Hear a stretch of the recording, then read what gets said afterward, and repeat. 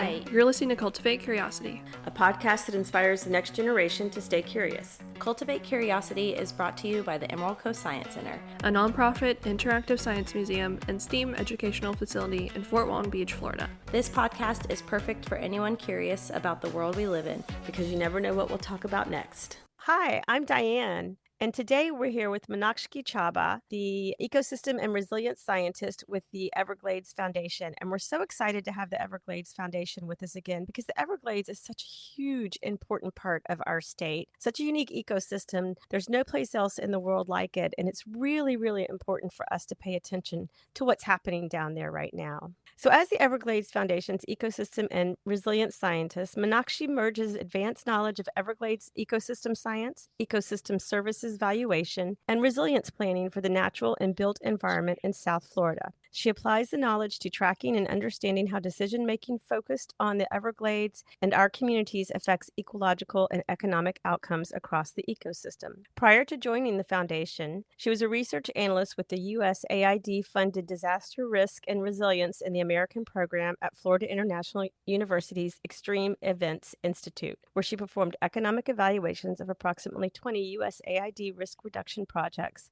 and was the program's lead science writer. Her research has contributed to the fields of economic decision-making and risk management, valuation of ecosystem services in policymaking, and on the inclusion of sustainability, economic efficiency, and social equity in resilience planning for climate change. Meenakshi has also taught biology and ecology at the undergraduate and high school levels. She earned her PhD in Earth Systems Science from FIU and a master's degree in environmental studies from FIU and a master's in zoology from the University of Delhi. And we are so excited to have you with us this morning. Thank you so much for having me at the Cultivate Curiosity podcast. I love the name because it is so intriguing and helps one understand what this would be about. So thank you, JC, and thank you, Diane, for having me on this podcast. Well, our goal is just to make people think and allow them to find wonder in the world around us. You know, we feel very strongly that if you find wonder and you have a moment of awe, that actually brings you joy and it makes your whole entire day just a little bit brighter. And that's what we kind of hope to do with all of the work that we do here, but especially in our podcast. So we'll delve right into some of the questions that we had shared with you so that we can learn a little more about the work you do and the importance of it to not just the health, well, I guess basically to the health of our planet, because, you know, if we can save and protect an ecosystem like this, it's a huge, huge project. So what led you to pursue a career as an ecosystem and resilience scientist? And what drew you specifically to Florida's unique ecosystems? Yeah, well, you said it right, that this awe and wonder we have for nature. I think I had that too while I was growing up, and I was keenly interested, like how every part of the environment, whether plant, animal, or soil, air, they all performed a certain role to create our synchronous, beautiful, natural world. And so, without surprise, I began my career in the biological sciences, but I soon became really concerned about the growing environmental impacts that we were creating by our action. The air and water pollution that was affecting not only people's health, but that of our environment. And in particular, carbon pollution that was making our globe hotter. I realized that the problem of climate change was becoming the defining problem of our time. And as a society, we were not, I felt, valuing our ecosystems sufficiently. We were continually degrading them when in fact they were critical and key part of the solution in solving climate change.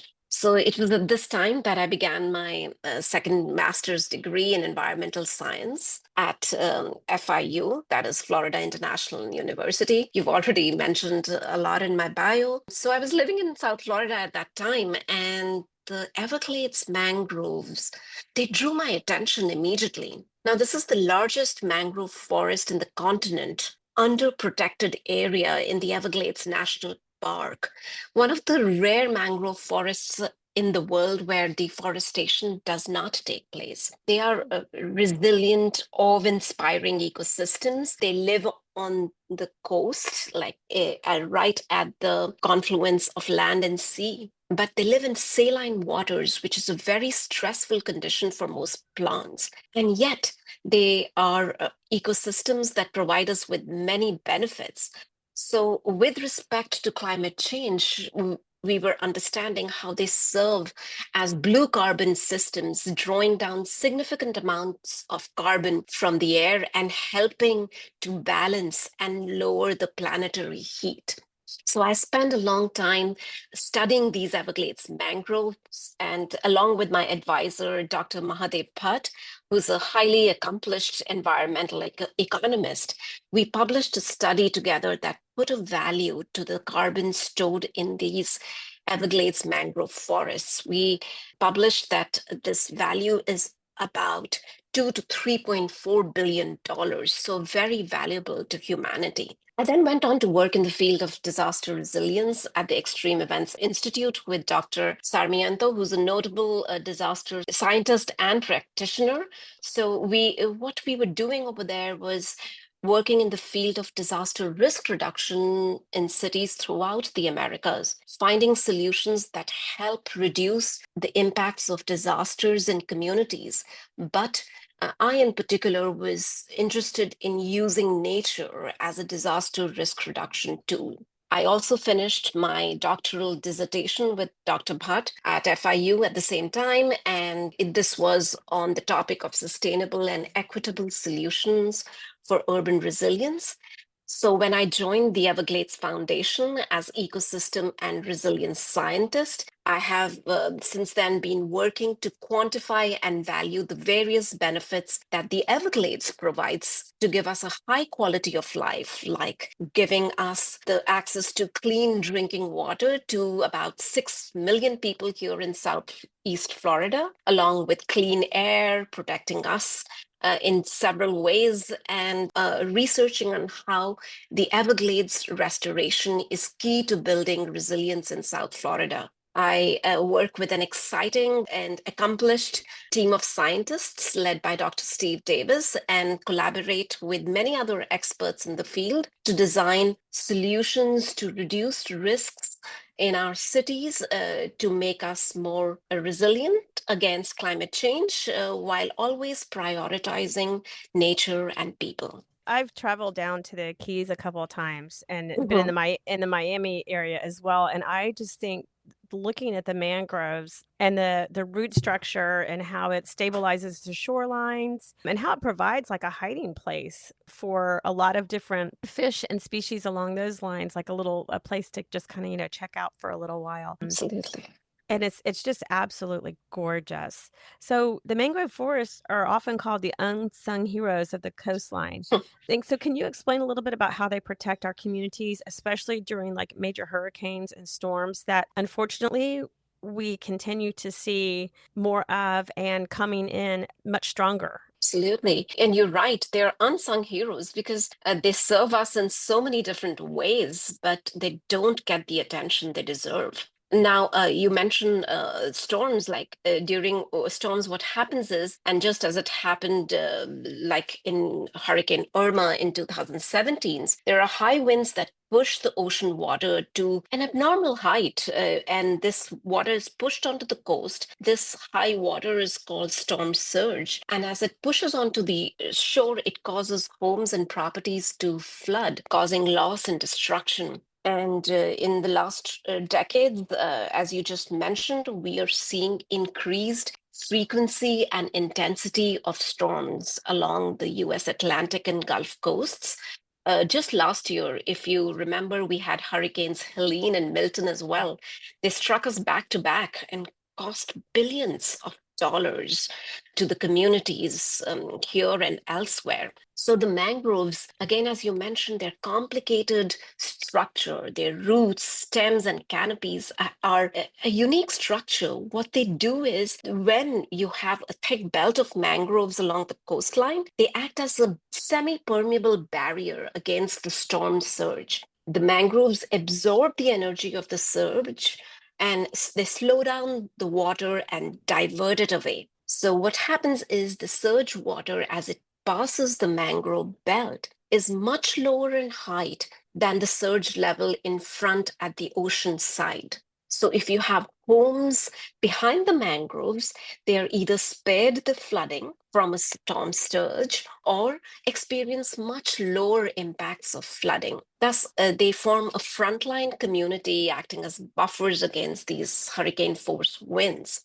Unfortunately, we didn't have this insight into the protective benefits of mangroves before. So, when we were building cities, what we did was indiscriminately cut down mangrove forests, obviously, because we were valuing the view of open waters and beaches more than mangroves. That's what we did, for example, in Miami Beach, which was full of mangroves. By the early 1900s, developers had come and stripped this island and many other islands bare into beach and concrete island cities that we have today. But during Hurricane Irma, coming back to that, this 550 square miles of mangrove forest that covers South Florida, it acted as a formidable protective infrastructure and bore the brunt of that storm. In recently, a study by Dr. Siddharth Narayan and his colleagues has modeled how those mangrove forests benefited us during Irma. They found that the mangroves protected more than 600,000 people from flooding, averting $1.5 billion in surge-related damages across Florida, not just in Collier and Lee counties, but in Miami-Dade counties and other counties as well. And so mangroves continuously and regularly reduce our damages from flooding and really are, as you said, the unsung heroes of coastal communities all over the world. So we don't have mangrove forests like that up here in the Panhandle area. And I know that part of it, I think, is it's a difference in temperature, right? Because we get in the wintertime, we do get a little bit colder than you guys do in the southern part of the state. And so we don't have that same protection, especially not along our coastlines. Now I have seen some more in the brackish water on the inland area a bit, but not actually on the coast of the Gulf itself. So how do you guys preserve and protect them? I mean, it sounds like these mangroves have taken a beating for us as protecting us. And how resilient are they themselves? And what is it that y'all do in order to be able to restore and preserve them after storms have gone through, or to manage the health of them as we continue to, be who we are in those environments? Yes, yes. So, of course, at the Panhandle, you are right at the edge of mangrove habitability. So that's why you don't see mangroves over there. I think you should be at about 30 degrees north latitude there. They're at that edge. So we have these subtropical mangrove in South Florida. So we are very fortunate, of course. And yes, they take a beating during storms. And in fact, they have been under stress for a long time because of how we drained South Florida and the Everglades. That is, we drained these wetlands for agriculture and urban development so that we have very reduced freshwater flows coming into the coastal ecosystems now. This has been 150 years of drainage, and the impact of it is that these coastal ecosystems like mangroves, they are under stress because of the less water, because they need that freshwater flow to remain healthy and to retain their structure as well as function. This continual stress is affecting them, of course, and their resilience, but they have been very resilient, I must say. But it has been necessary to restore the entire ecosystems and mangroves as well. So the foundation has been working for more than 30 years to restore and protect the Everglades along with this mangrove forest through science, policy, and education. We've been a lead environmental organization bringing several stakeholders together to support the federal state partnership of the Comprehensive Everglades Restoration Plan. You can imagine this plan as this large scale, very unique, and one of the largest restoration plans in the world that is implementing more than 60 individual infrastructure projects to make sure we have a restored freshwater flow in the Everglades so that ecosystems like the mangroves can be healthy again. So we don't plant the forests if they are especially in the protected areas. We don't plant mangroves if they're destroyed by a hurricane, but they rejuvenate themselves back again, either naturally and assisted by the additional water from restoration. The Everglades Foundation has been toiling very hard to ensure that restoration is completed well in time in this decade so we can save these critical ecosystems and continue to protect them into the future so that our future generations and we ourselves can remain resilient into the future. So, not only the foundation, by supporting the Everglades restoration plan, are we saving and protecting our mangrove ecosystems. Our science team members too, they contribute regularly to scientific studies that advance our knowledge on these coastal ecosystems, including mangroves, and they provide the guidance to restoration and operations planning so that, these projects can provide us the maximum benefits possible. In fact, we also partner with many other research entities like Florida International University, the NASA's Blue Flux mission, and Windrock International to advance research on mangroves. So I am listening to Jane Goodall's book on hope right now, and I'm about halfway through it. Talking about climate change and how she finds hope in what sometimes stories that could sort of bring us down. And then I also have John Green's new book, the Age of the Anthropocene, yeah. And I'm not sure if that's going to make me feel good or not. So I'm considering just pausing my Jane Goodall listening and listening to that book, and then going back and finishing Jane Goodall. So that way I end on a happy note when we're talking about, man impacting our environment and, the way that we are actively changing the world and not for the better. Right. And I think one of the things that she talks about in that book is our short-sightedness and how we don't have a lot of long-term thinkers. And it sounds like you guys are planning long-term projects that are going to create that system that can naturally, hopefully care for itself. But right now it can't because we've wrecked it. So let's end this with a hopeful note because I am so blown away by what you've been telling me and by the number of people that are invested in protecting this. And I'm hoping that you do get a lot of support from the state as well in order to recreate this incredibly unique place that only Florida has. And every single Floridian should be like, yes, this is important to us. This is what makes us Florida, right? That wild Florida. And it's also part of the reason why all these people want to come here. But we need to be more long-term thinking and think about people come here because of places like the Everglades. And if we just, slash and burn and cut and pave, all of that disappears. And all of the reasons for why people think this is such a unique place disappear too. So what are your call to actions for Floridians to help us protect the Everglades? Absolutely. You nailed it when you said that this restoration is a really unique, ambitious plan with huge foresight. It began by not only aiming to achieve ecological restoration, but we've soon realized that it is producing resilience in our urban communities as well. It is achieving resilience into the climate change impacts and the future that we need to address those impacts in our cities. So the most important action I would like your listeners to take is to learn about the Everglades, the benefits it provides us, how it's improving our lives and resilience in our communities. If you haven't visited the Everglades already and you don't know how special this wetland is, come down and view it for yourself. And also know that if you live in South Florida, the source of your drinking water is likely the Everglades.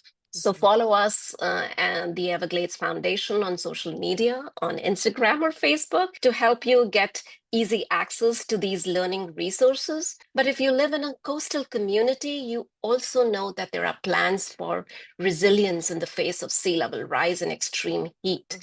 At the foundation, our work extends to resilience planning in cities as well, where we want to protect our water supplies, reduce flood risk and extreme heat impacts, and improve the quality of water.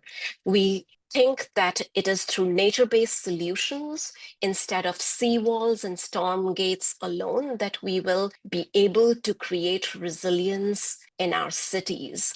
We need to bring those Everglades ecosystems within our cities to get all the benefits of beauty, protection, coastal resilience, go on and support nature-based solutions and living shorelines, more mangroves and coral reefs on your shorelines, so we can create a livable, thriving, and resilient future for ourselves. Oh, thank you so much. You did end us on a hopeful note. And we appreciate you taking the time this morning to talk to us. And we are definitely going to make available all of your social media platforms so that our listeners can find out more about the Everglades and how important it is to all Floridians, not just those that live in the non-panhandle area. Thanks for listening to this week's episode of Cultivate Curiosity. If you have any questions, feel free to email us at socialmedia@ecscience.org. Tune in for our next episode in 2 weeks.